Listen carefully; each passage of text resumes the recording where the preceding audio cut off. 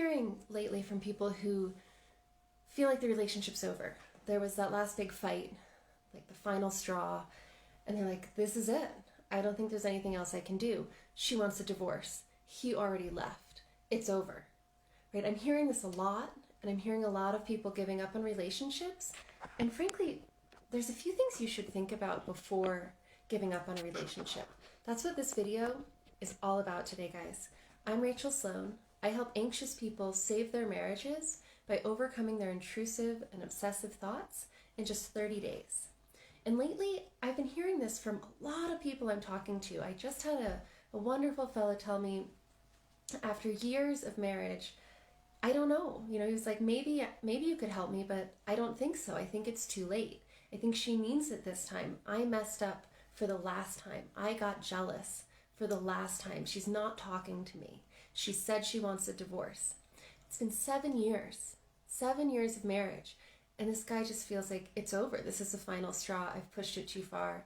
There's no more hope. I want to shake you when you say this, guys. No, this is not rational thinking. This is your relationship anxiety that is seeing, it is seeing what's going on as evidence that what you've always feared has now come true. This is what I mean. If you have relationship anxiety, if you have worried that you're not good enough, if you've had a fear of abandonment or being left or being cheated on in your relationship, you've had all of these fears, all of these thoughts, all of these anxieties for a really long time. And so now when there is a fight, when there is a conflict and your partner yells at you, leaves, says they want a divorce, says they want to break up, you have been practicing, right? All this time you're like, they're going to leave me. They're going to leave me. I know I'm not good enough. I know they're going to want somebody else. They're going to fall out of love with me. All of these thoughts have been building, and now you're like, see, I knew this was going to happen. They're leaving me. It's over. Final. This is a cognitive distortion.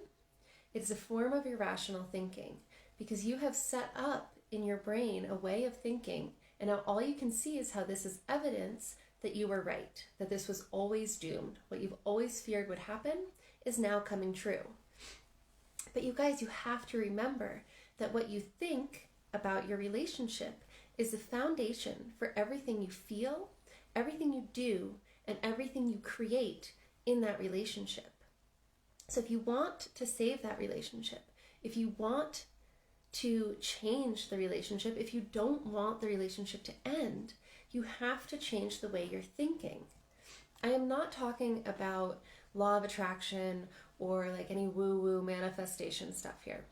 I'm not talking about willing things into being or willing your marriage to be saved, willing your partner to stay with you.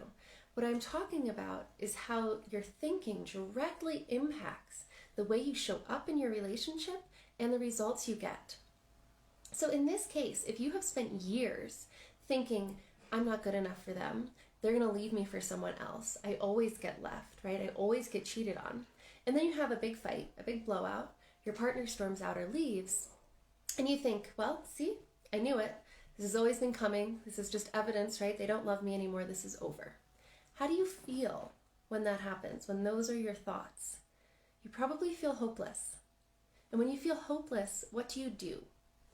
My guess is that you numb out, you drink too much, you eat too much, you binge on Netflix or shopping or whatever your personal form of numbing out looks like. You grieve, right? You get sad. You might get really indulgent in your own self-pity, maybe your self-hatred. You relive the fights, all the things you did wrong, all the ways you messed it up. You imagine your life going forward. You're never going to find real love again. You're going to die alone under a bridge, maybe of COVID. You lose energy. You have no motivation. You don't reach out to your partner. You don't work on yourself, on your own issues, on your own relationship anxiety. You don't connect with them, probably not with anybody else either, right? All of these actions you take don't do anything to save the relationship or to help you make better relationships in the future. The result of your thinking and your feeling of hopelessness and all these actions you take is that the relationship is essentially over. So the past, though, in this case, you're letting your past beliefs, your past anxieties dictate what is possible for you now. You've been anxious throughout the whole relationship. You've been afraid of being abandoned. You've been afraid of being left. And now there's a fight and your partner leaves. And you're allowing that past to just prove to you that this is it. This is over. That they were always going to leave you. They were always going to abandon you. You never were good enough. This was inevitable. But the past does not get to dictate. It does not have to dictate how you think and feel and act now. You still get to choose how to think today, even if you have spent years living through relationship anxiety. You get to choose the thoughts that are in your brain right now, today. And those thoughts can make all the difference. So let's imagine the same scenario. You've been anxious for years, worried they're going to leave, worried maybe you're not good enough. You have the big fight, the big blowout, they leave. This is going to sound crazy, but let's just imagine, for the fun of a little thought experiment, what if your thoughts after that fight when they left were something along the lines of, we are an incredible couple. I am an amazing partner. I know that they love me just as much as I love them. How would you feel then? I know this is a stretch, guys, but just stay with me for this thought experiment. How would you feel then? You would feel confident, right? You would feel determined, maybe. And what would you do if you felt confident and determined? You would be energized. You would be motivated. You would be dedicated to self-improvement, right? You would be committed to overcoming your relationship anxiety, to doing the work on yourself, to understanding your thoughts, to changing so that you could really be that amazing partner that you are believing you are, right? You would step up to become that person if you believed you already were. You would visualize a completely different relationship going forward. Regardless of what's in the past, you would be able, if you believed, I love them, they love me, I'm an amazing partner, we're an incredible couple, you would imagine what that looks like, what that future looks like for you. You might share that vision with your partner. You might commit to really becoming the person who can have that relationship. And what would the result be? Would you save your relationship? Would you save your marriage? Maybe. We can never guarantee what another person is going to do. But here's what we can guarantee.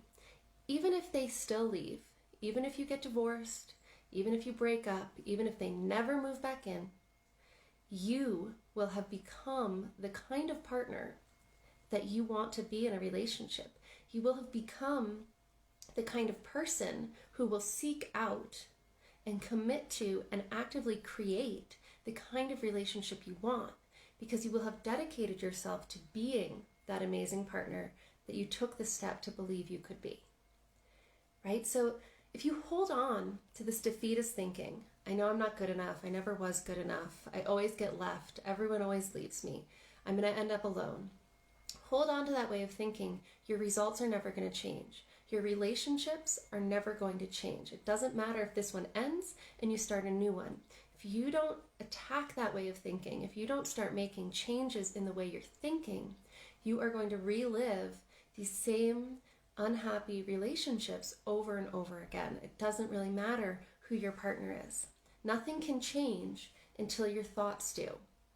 And again, I am not talking about manifesting or attracting things from the universe. I am talking about the way your thoughts dictate the way you feel, which affects the way you act.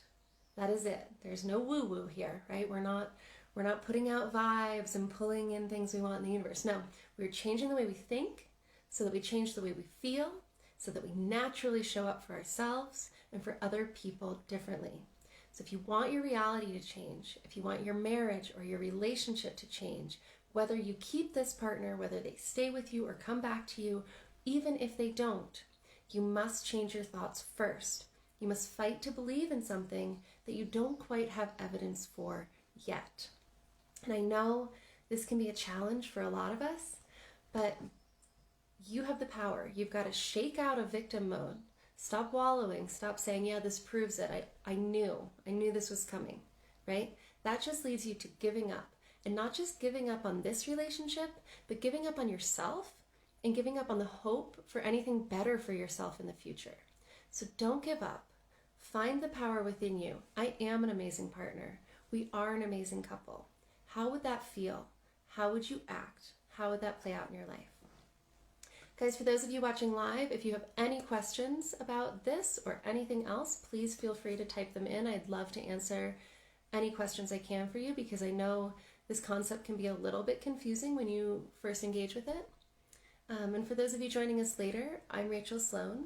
I help anxious people save their marriages by overcoming their intrusive thoughts, their anxious thoughts, these defeatist thoughts that we've been talking about, so that they can really create a secure and validated relationship for themselves, right? And that's something important to consider as we're looking at this, is that you really cannot control what other people do. So the ultimate outcome, whether you stay together, get back together, get divorced, you're not fully in control of that, right? You cannot fully control what is happening with your partner, because they have their own thoughts, right, which create their own feelings, which lead to all of their actions. And you can't change their thoughts, but you can change yours, and you can do the work on yourself, and you can create the kind of person, the kind of partner that you want to be for yourself and for somebody else. And if you do that, then honestly, the result of this relationship that you have right now doesn't really matter, because you will have become a different person. You will have become somebody who is capable of seeking out, of attracting, of meeting, of creating any kind of relationship you want in the future. That is the power of changing your thoughts.